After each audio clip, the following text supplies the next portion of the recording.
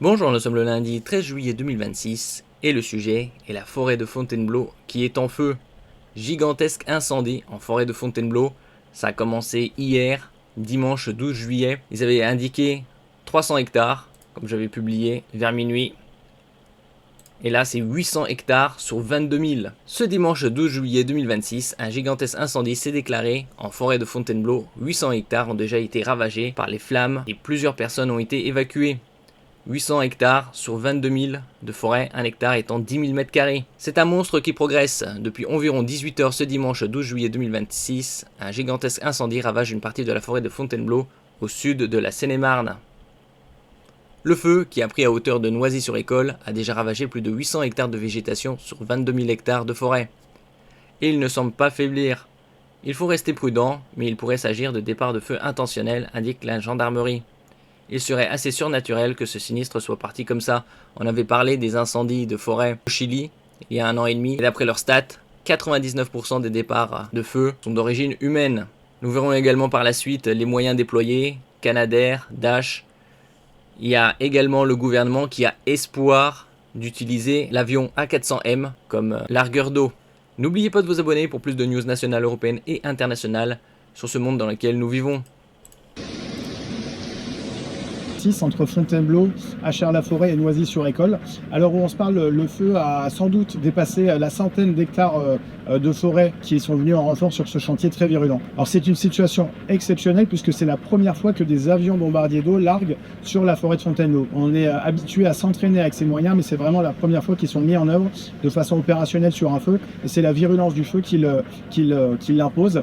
Ces moyens, ces avions, ils viennent de Bordeaux et de Nîmes. C'est les moyens qui interviennent habituellement sur le sud de la France.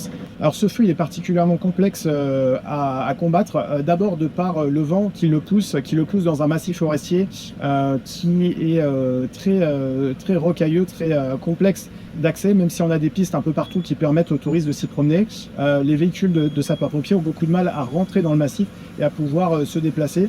Et enfin, le fait qu'on ait une forte présence de rochers avec un dénivelé dans la forêt fait que les pompiers ont du mal à établir les tuyaux avec une végétation qui est très dense et très sèche également en ce milieu de canicule rouge depuis quelques jours et quelques semaines déjà. Nous allons voir ici la map. Risque de feu et d'incendie ce lundi. 6 niveaux. Faible, modéré, élevé, très élevé, extrême, extrême plus. Donc faible en Bretagne et à l'extrême sud-ouest. Modéré au minimum partout. Élevé sur une grande partie du pays. Très élevé, surtout dans le nord et l'est.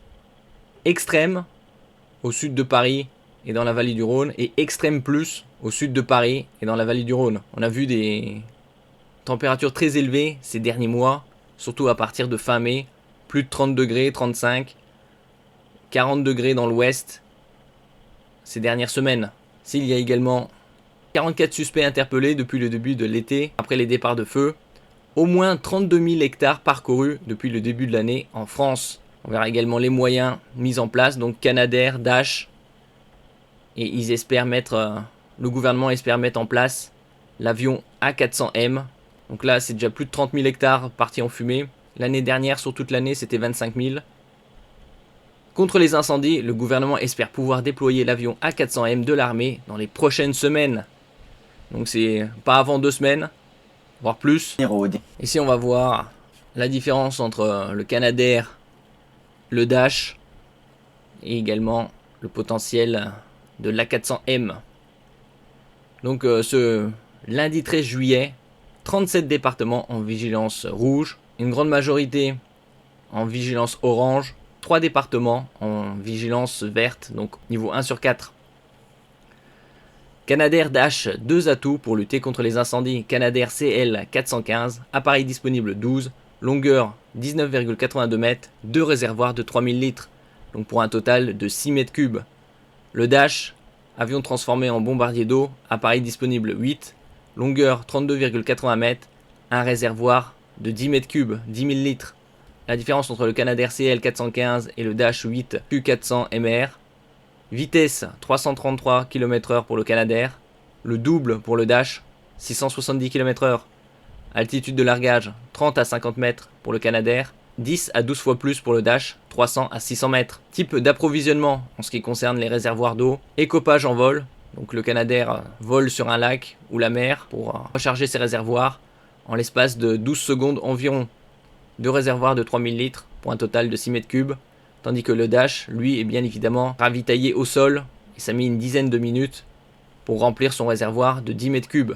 Les avantages et inconvénients de l'utilisation d'un A400M dans la lutte contre les incendies. L'appareil de transport militaire d'Airbus peut en effet être équipé d'un kit spécial permettant de larguer 20 000 litres d'eau, donc le double du dash, 20 mètres cubes. Et donc d'après Alice Ruffo, ministre déléguée auprès de la ministre des Armées, il faudra attendre plusieurs semaines pour qu'il soit opérationnel. Laurent Nunez disait tout à l'heure que la France va tester dans quelques jours un nouvel outil, en plus des Canadair, en plus des Dash qui sont déjà utilisés sur le terrain. C'est un avion militaire, un A400M, qui va être utilisé parce qu'il permet de larguer beaucoup plus d'eau. Ça veut dire qu'on est arrivé à la limite aujourd'hui de nos moyens. Alors, on a, faut pas l'oublier, hein, cette lutte qui va être faite au sol, c'est 95%, 90% de la lutte, elle est faite au sol. C'est vrai que les moyens aéroportés permettent d'atténuer l'intensité des feux. Cet A400M va plutôt être utilisé sur du retardant pour pouvoir justement autour des feux, mais c'est un avion qui est peu manœuvrant. On n'a pas l'agilité avec on le l'utilisera A400M. pas dans la Drôme par exemple ou Sur des feux en relief, c'est très compliqué d'utiliser le A400M, qui est un avion lourd, hein, qui va pas être aussi agile qu'un Air Tractor, tout petit avion qui va quand même porter près de 2-3 tonnes d'eau, un Canadair 6 tonnes. Vous voyez que on a besoin, et la puissance du Canadair, c'est qu'il va pouvoir écoper en groupe, faire des norias, taper régulièrement, là où un A400M va faire un passage, va devoir atterrir, se recharger, redécoller. Donc c'est un poids lourd beaucoup moins maniable que les autres. Faut imaginer ce que ça peut apporter, hein. C'est bien d'avoir des moyens supplémentaires, mais ça ne fera pas tout. Donc y a-t-il un intérêt de transformer un A400M, même s'il peut transporter 20 mètres cubes d'eau? Ça a l'air d'être plus un éléphant qu'autre chose, comme on peut voir par rapport au Canadair qui est beaucoup plus manœuvrable et a 2 réservoirs de 3 mètres cubes chacun.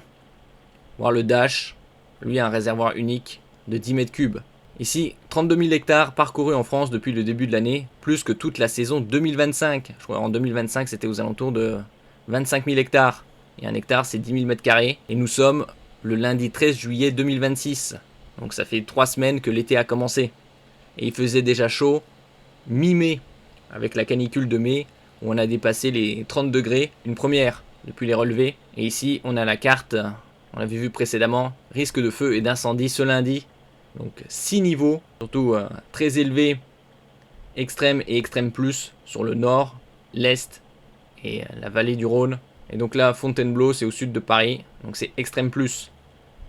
Et d'après les dernières nouvelles, donc là, c'est déjà plus de 32 000 hectares sur le pays et plus de 800 hectares parcourus sur la forêt de Fontainebleau sur un total de 22 000. Merci pour votre écoute et à la prochaine.